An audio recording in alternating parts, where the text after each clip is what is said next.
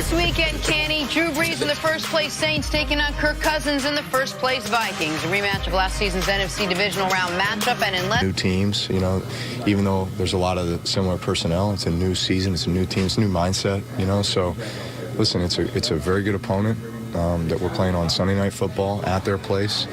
It's a tough environment, you know, tough place to play. We understand we're going to need our best game, our best execution to win. I get all that, and he's saying all the right words. But he was out there and watched this all happen. I got to believe there's some part of the Saints right now that just wants so badly to go out there and win this game. Well, here's the thing. I don't think it has the same implications as the game they played in the tournament last January. So from that, it's not the same degree in terms of the intensity of the matchup. But when I look at this game, you could be talking about a game that determines who has home field advantage if and when these two teams meet in the tournament this year. So, I mean, that's something that you have to look at. But on the field, how I expect this to play out, it's going to be strength on strength. It's the strength, the identity of the Minnesota Vikings is their defense. The identity of the New Orleans Saints is their offense. So it's how does that matchup play out? Who has the advantage in that matchup? If you look at the Vikings defense this year, it hasn't been the dominant defense that we know from a year ago in terms of total yardage and points. But what they have been is opportunistic in terms of being able to take the football away. In their 4 wins, they've got multiple takeaways. And the 3 games where they lost or tied, they don't have any takeaways. So this is a group that's dependent on being able to take the football away just because they haven't been whole as a defense. They've had some injuries that they've had to overcome. Sendeo has missed some games. Linval Joseph missed last week. Xavier Rhodes is banged up this week. So, I mean, this is a good week for that Minnesota Vikings defensive front to get Everson Griffin back because they're going to have to put some pressure on Drew Brees if they're going to try to minimize the effectiveness of that Saints passing attack. Yeah, let's go back to what was the scouting report before they played in the playoffs. If we're going to come back to that, the scouting report then was Vikings top 5 defense. Saints got to be really, really careful with the football. We got to run the ball with the 2-headed monster as far as Ingram, Kamara. We're going to be able to do that, but we can't take too many chances offensively against that defense.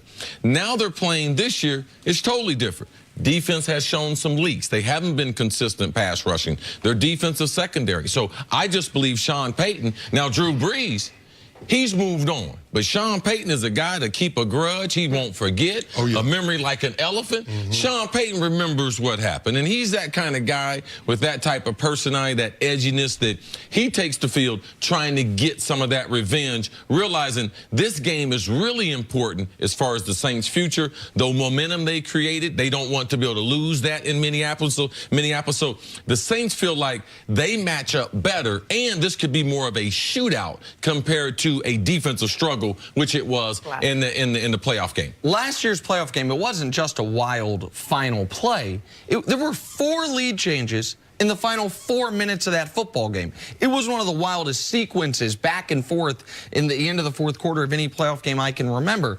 But last year's playoff game also there's this line of demarcation.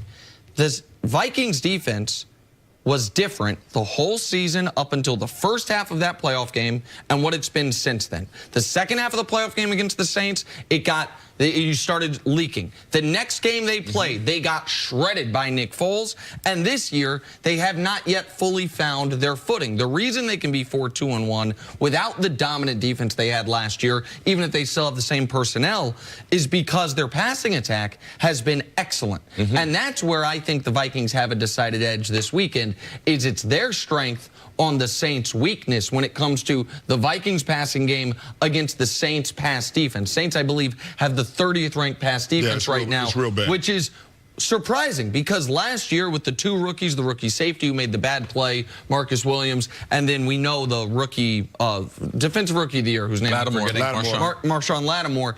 You thought those 2 guys would take a step forward in year 2. They have not even maintained their level from year 1, at least throughout this point of the season. So that's where I think a game in Minnesota that is very important to both teams, but really I think a little more important to Minnesota in this regard. They have no cushion in their division like the Saints have.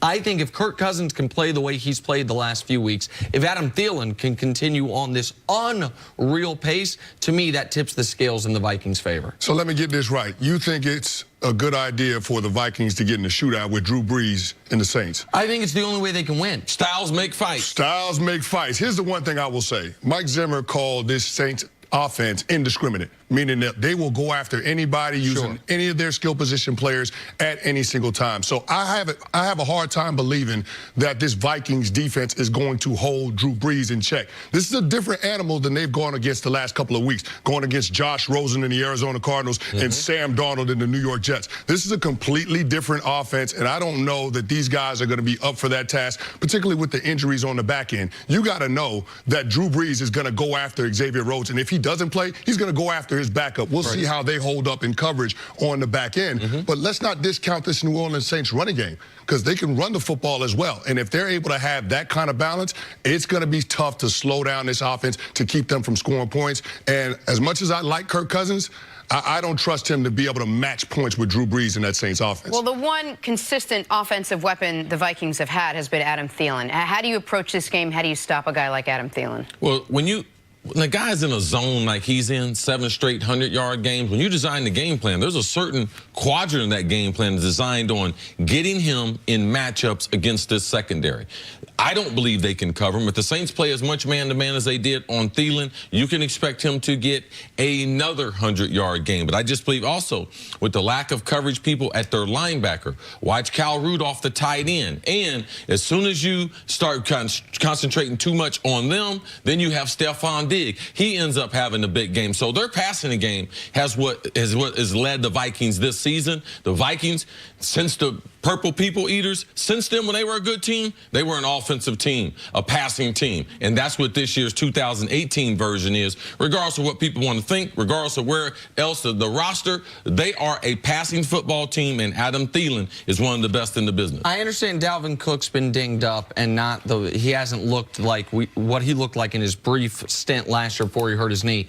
But why do you guys think the Vikings have been so ineffective rushing the football? That they've been very good passing the football, but it's also been out of necessity. They have not been able to find any consistent rushing attack. It's the injuries up front on the offensive line. I mean, they're missing Eason. I mean, Compton has had some issues. He's been in and out of the lineup. I mean, their offensive line as a whole hasn't been together since the first couple of weeks of the season. So I think that has an effect on the run game. Now, you would think that that would be a liability in terms of being able to protect Kirk Cousins, but that hasn't been the case, and Cousins has been able to manipulate the pocket enough to be efficient in the passing game. But when you look at what Drew Brees is doing this season, 77% completion percentage, it's on pace for right at 5,000 yards, 13 touchdowns, but CC, no interception. Yeah. That's why I always give the edge to the Saints if this comes down to whose offense can score the most points in terms of being effective when they have those possessions. Yeah, a little inconsistency as far as the offensive line. Also, in this new era of lack of practicing, it's hard to develop that continuity. So you have injuries, but the number one reason is lack of talent. The offensive line for the Vikings is an undersized, small, positional offensive line. So they do a decent job in pass protection, but as far as being big and be able to force their will on a defense, they aren't built that way. And Dalvin Cook coming off that knee injury, a lot of players struggle with their hamstrings in trying to re-strengthen that knee. So he's had problems with that hamstring. That's given him more problems than the knee. But that really explains why their offensive line and why they've struggled being able to try to force their will on the defense. We should mention Vikings tight end Kyle Rudolph will join us coming up in a little bit. Can he stick around? On the other side, Blake Bortles knows he's the scapegoat in Jacksonville, but is it really all his fault? That's next on First Things First. Isn't the scapegoat someone who gets blamed who doesn't deserve it? Yes, that's what I thought it was.